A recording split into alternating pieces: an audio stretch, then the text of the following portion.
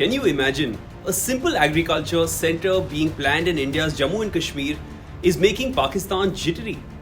Well, that is the case, especially so when the nation involved with India in this is none other than Israel. There is evident resentment amongst Pakistani terror groups who've threatened anyone who aids this project in India. Now, question is, why is an agricultural tie-up between India and Israel such a big problem for India's neighbour? Why is Pakistan already so insecure? I'm Shivan Chanana. Let's get to the point. You see, when it comes to Israel, Pakistan has always been on the edge. To help you understand their equation better, let me tell you that there is only one country's visa which is not allowed on a Pakistani passport. Which country is it? Israel. They're both ideological nations, one based on Judaism and the other based on Islam.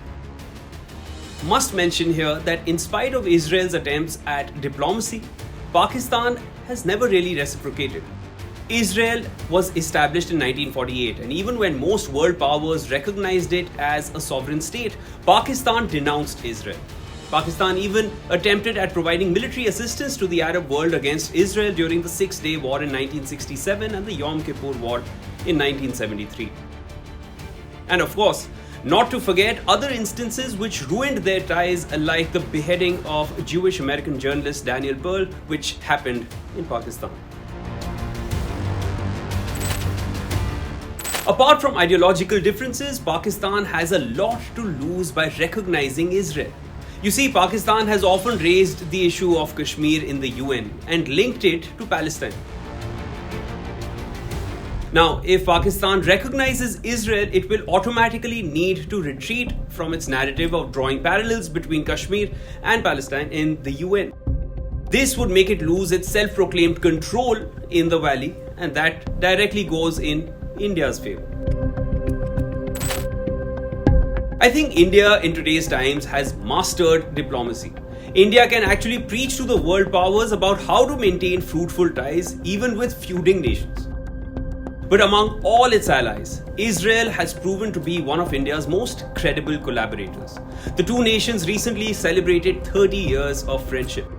With leaders from both nations visiting each other in recent years, the bonds have only strengthened.